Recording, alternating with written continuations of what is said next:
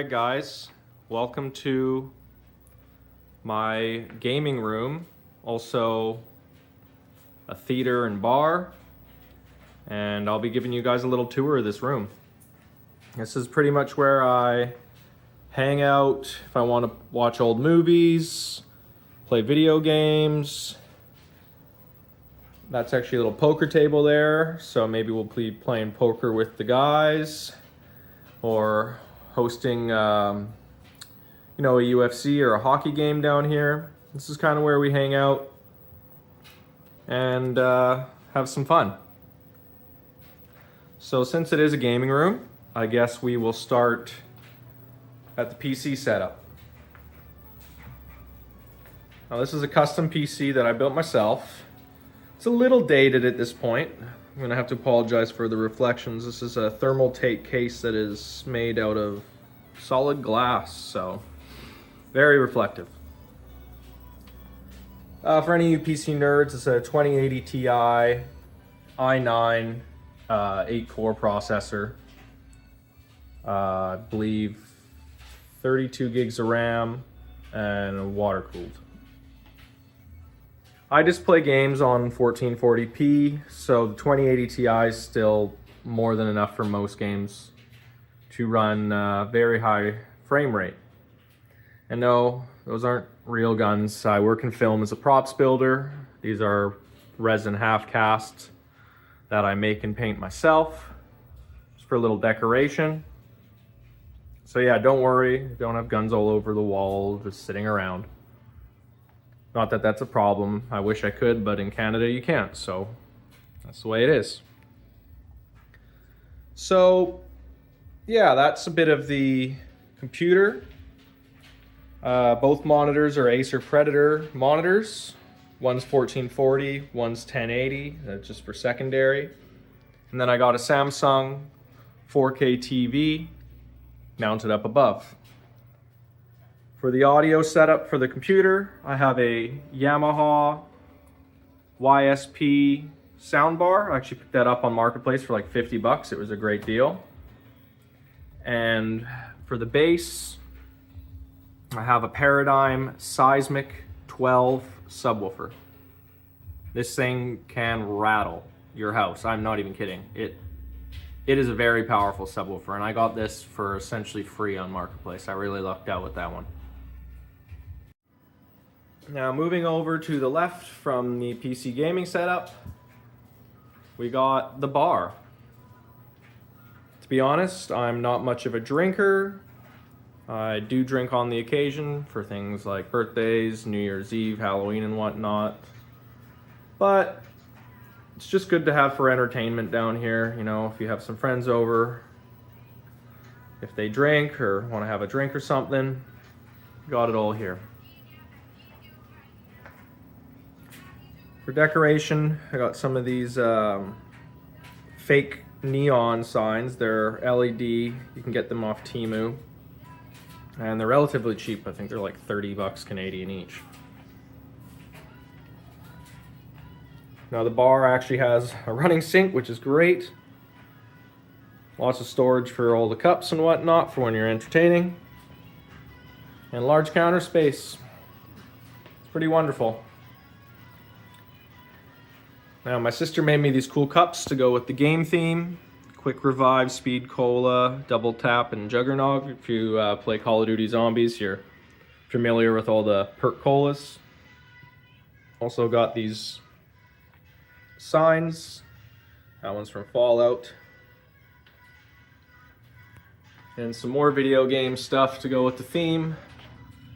Juggernog and Nuka-Cola from Fallout, and Juggernog, yeah, from Zombies. Now moving to the left of the bar, got some more signs, some artwork. I apologize for the lighting. It's very hard to get everything in focus with all the different lights on in here at the moment. Below that, we got a really cool Sony micro hi-fi system that I have done a video on, and this wonderful Sony PVM that I have also done a video on. So if you'd like to see more about those two units, check out my other videos. What I've got hooked up to the PVM At the moment, a PlayStation 1 in here, Super Nintendo, and the GameCube. Now moving to the left, as I said, got the poker table. It's actually a 2-piece unit. I'll take the top off here and insert a picture. Very cool unit. Great for if you have friends over who want to play some poker or card games like Magic the Gathering or something like that. Now this is what I call my JVC wall. I have done a video on most of this stuff as well. So if you want to see more in depth on the JVC equipment, check out my other videos. Brief overview, some high-end JVC 05 speakers. I actually got 4 of them. I just scored a second pair the other day for free. Marketplace. It's great. Hooked up to, I can't really see, the speakers. I got the JVC iArt. That is a 34-inch widescreen HD CRT television, which is currently hooked up to the Nintendo Switch. I've been playing some of the Final Fantasy Pixel Remaster games on there. It's been really fun playing some old school Final Fantasy on a CRT, like they were built for, but with all the upgraded 720 graphics on the Nintendo Switch. Above that, I got a little JVC broadcast monitor that's hooked up to the Nintendo Wii. That is soft modded, so I have all old school games and stuff. And then above there, another little Temu sign. That's a really cool little MTV one. Now running all the speakers and getting all the audio from the TV and the systems is some JVC Super Digifine equipment, the receiver, and that's the matching CD player. It's all very high-end 90s JVC equipment. Below that, I got a little JVC PVM and some JVC SVHS machines. Now moving back to the right here, this is my vintage 1979 RCA color track TV. This was the highest end color track for 1979. I believe I'm correct on that. Just an absolute beautiful unit. Solid wood. My friend on Vancouver Island, which if you're not familiar with Vancouver, is an island just beside Vancouver. He picked this up for me and brought it back. So if you're watching, Dale, thank you for that. It's always appreciated. Now, over here, we got what I call the Sony wall. This is probably one of the more impressive collections I have. And that's, of course, all my Sony equipment. Up top is the Sony GX10 ES receiver. That is 160 watts per channel. That was their most powerful and some say the best ES receiver they made from the rosewood kind of panel days. So I'm sure there's technically higher end receivers that have the ES name, but for that era, the GX10 was the one to get. Below that is the MDP, which is multi-disc player, laser disc player, the 700. And below that, I got the Sony, I believe it's the PX6 or the PX600, which is their BioTracer turntable. A 700 ES cassette deck, a 77 ESD preamp, 608 CD player, and the legendary TA77 ES power amplifier with the big VU meters, 220 watts a channel. Or, sorry, 200 watts a channel, yeah. Now, paired with all that equipment, I got a very rare pair of Sony APM4 Esprit speakers. These are very rare in North America. Not many units came here. They are a bit more common in Japan, but nonetheless, even rare over there. Not many of these were produced. This was their audiophile kind of esoteric lineup known as a spree. And, you know, out of that limited production run, how many survived this many years? Who knows? And below those speakers, I got probably equally as rare Sony speaker, which is known as the G7. 15-inch woofer, beautiful mid-range and tweeter. So I got the GX10 hooked up to the G7s, and I have the 77 ES and all the music equipment hooked up to the APM4s. Now, I mainly down here use the Sony setup for video equipment, and these are the two TVs I'm running. That is the Sony XBR LCD TV, one of their first 1080p LCDs, back when they used to slap this golden full HD sticker on it, very proudly. There are better 1080p Sony TVs, but this one's just really high build quality. It fits perfect in the space, and I got it for 40 bucks.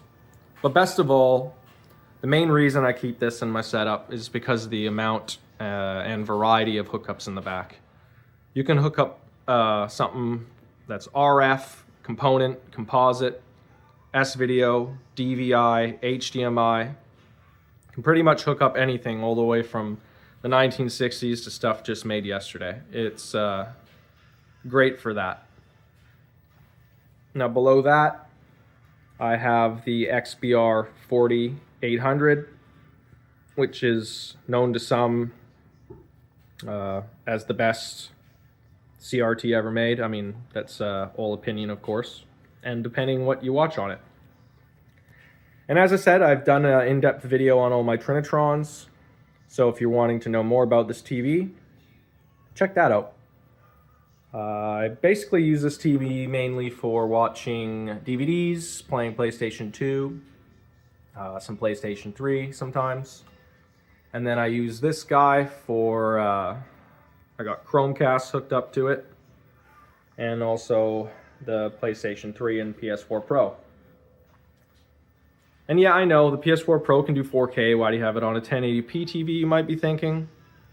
But I mean, how good was the PS4 Pro really at doing 4K? It really wasn't that fantastic at it. So I just use it for running PlayStation 4 games at 1080 and having a really good smooth refresh rate. And that's how I enjoy it. So that pretty much does it for the Sony stack. And to the left of this is what I call my Pioneer Elite wall. Similar to the Sony equipment, I have a whole stack of matching Elite equipment. This is their SC09, which was in the, I guess, the beginning of the 2000s all the way to probably even current day. This is like their biggest Elite receiver. It's one unit, but the way they built it, it's kind of like two separates. That bottom half there is a power amp, and the top is their kind of preamp and logic board. It's sadly not working, but my friend graciously gave that to me for free as a gift. So maybe one day I'll sink some money and get it running. For now, it's just a really cool display piece for the Pioneer Elite stack. Below that, I got a really cool Pioneer Elite sign that I got from my friends over at Innovative Audio. That is a vintage audio hi-fi store in the Surrey, British Columbia area. Below that, I got a Pioneer karaoke machine. And I mean, for a room like this, when you're entertaining, what's better than karaoke? Have some really fun nights having drinks and doing karaoke parties. Below that, got the Pioneer Elite 6-disc cartridge CD player. And the DV09, which is a really high-end Pioneer Elite DVD player that also, not only does it play DVDs really well, but also has a Burr Brown DAC. So it sounds fantastic for CDs. Below that, which is kind of the brains of the operation, is the Pioneer Elite 29TX, which is an AV receiver. And below that is the legendary Pioneer Elite S2 Laserdisc player, which is known as one of the best Laserdisc players ever made, especially for the North American market, because we didn't get the Muse lineup, which was an HD video format that never made it out of Japan and ultimately wasn't very successful. Now, what I have all that equipment for is my Pioneer Curo Plasma Elite TV, 1080p, and honestly, this TV's known as one of the best one of the best plasmas ever made in general. Some people say it is the best plasma ever made. It's the 141FD Curo, I believe is the model number. I use this TV for Blu-ray and playing the Xbox One X over there. Similar story to the PS4 Pro. Technically, yeah, it's capable of 4K content, but I just use it to run really smooth, enjoyable 1080p gaming. And below that TV, we got the Pioneer Elite projection television. I use that TV for running DVDs and Laserdiscs. And for all the audio, I have a pair of matching Pioneer Elite tower speakers, which have the same rosewood finish as all the side panels on the Elite gear. So that just about does it for the gaming room itself. But what's a gaming room and theater room without a bunch of movies and games? So I'll show you that now. All right, so in this display case, I have a bunch of vintage Nintendo games, ranging from Game Boy, Super Nintendo, Nintendo 64, GameCube, DS, and 3DS. But what I really came out here to show you was what I call the blockbuster room, which is the closet underneath my stairs. And that's where I keep all my physical media. Well, for games and movies. So I got tons of video games, ranging from PlayStation 1, Xbox 360, PS3, Xbox One, PS4, the Switch. Above that, a large DVD collection, some RCA Selectavision, Laserdisc, more DVDs, Blu-rays, and then if you look to the right here, got tons of VHS, lots of blank tapes for VHS and Betamax, and for a little decoration we got some of the Mario Kart characters up there. Alright, and that just about does it for the tour of my gaming and theater room. Before I let you go, I just wanted to say thanks for the 500 subscribers. I started this channel about 34 days ago, so just over a month, and I'm really happy to see that I've already gained 500 subscribers. That's my first milestone, I guess you'd say. I'm hoping you guys are enjoying the content, and I really appreciate all the support. and I guess the next milestone's 1,000, and that would make me really happy. So if you do enjoy what I'm doing here and you like the content, click the channel there and give me a subscribe, and I'll continue doing my best at making fun content based on vintage audio and video equipment and electronics. All right, I'll see you in the next one.